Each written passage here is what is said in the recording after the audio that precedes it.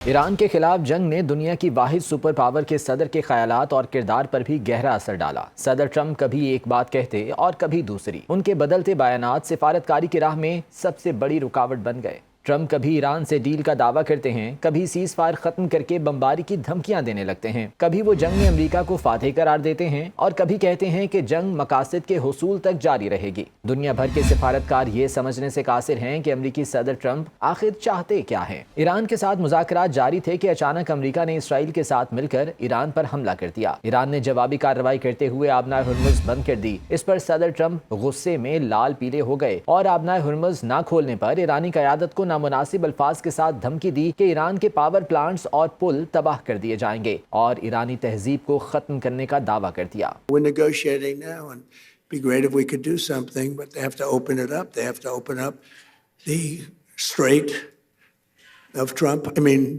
Hormuz. We're talking to them. They wanted to close up the strait again, as they've been doing for years. And they can't blackmail us. وزیر اعظم شہباز شریف اور field marshal Asim Munir کے کہنے پر جنگ بندی اور پھر اس میں توسیع بھی ہو گئی، لیکن ٹرمپ نے پھر کہہ دیا کہ آبنائے ہرمز اور ایران کی بندرگاہوں پر ناکہ بندی جاری رکھی جائے گی۔ 10 o'clock tomorrow we have a blockade going into effect. That'll be 10 o'clock tomorrow. Other nations are working so that Iran will not be able to sell oil. ایرانی کارگو جہاز پر قبضے کے بعد صدر ٹرمپ نے الزام لگایا کہ چین ایران کو ہتھیار بھیج رہا ہے۔ اگر انہوں نے یہ ہتھیار پکڑ لیے تو وہ چین پر 50% ٹیرف لگا دیں گے۔ چین نے الزامات کو غیر سنجیدہ قرار دے کر انہیں مسترد کر دیا۔ ٹرمپ کے بدلتے بیانات اور عجیب و غریب اقدامات پر امریکی میڈیا بھی امریکی صدر کی ذہنی صحت پر سوال اٹھا رہا ہے۔ وال اسٹریٹ جرنل میں چھپنے والے ایک مضمون میں صدر ٹرمپ کے بارے میں کہا گیا کہ ٹرمپ کی ذہنی حالت یہ ہو گئی ہے کہ وہ ایک ہی جائیداد کے لیے 3 بار ایران کو رقم پکڑا چکے ہیں، مگر پھر بھی ایران یہ جائیداد ان کے حوالے نہیں کر رہا۔ عالمی امور کے ماہرین کا کہنا ہے کہ ٹرمپ کی یہ حالت، جس میں وہ کبھی ڈیل کا دعویٰ کرتے ہیں اور کبھی جنگ کی دھمکیاں دینے لگتے ہیں، پھر یو ٹرن لے لیتے ہیں، اس نے عالمی معیشت کی چولیں ہلا کر رکھتی ہیں۔ تیل کی بڑھتی قیمتوں نے پوری دنیا کو خوفناک مہنگائی کے منہ میں دھکیل دیا اور سب یہی دیکھ رہے ہیں کہ ٹرمپ اب کیا کرنے والا ہے۔ ایران کے خلاف جنگ نے دنیا کی واحد سپر پاور کے صدر کے خیالات اور کردار پر بھی گہرا اثر ڈالا۔ صدر ٹرمپ کبھی ایک بات کہتے اور کبھی دوسری۔ ان کے بدلتے بیانات سفارتکاری کی راہ میں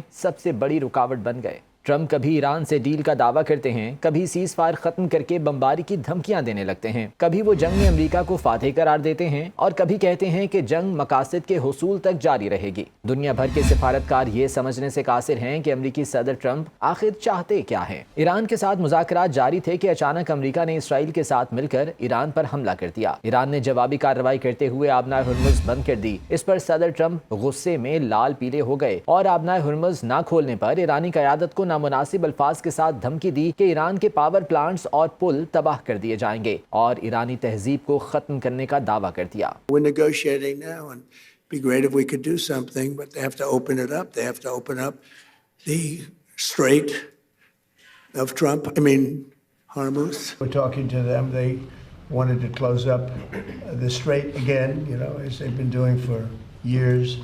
And they can't blackmail us. وزیر اعظم شہباز شریف اور فیلڈ مارشل عاصم منیر کے کہنے پر جنگ بندی اور پھر اس میں توسیع بھی ہو گئی، لیکن ٹرمپ نے پھر کہہ دیا کہ آبنائے ہرمز اور ایران کی بندرگاہوں پر ناکہ بندی جاری رکھی جائے گی۔ 10 o'clock tomorrow we have a blockade going into effect.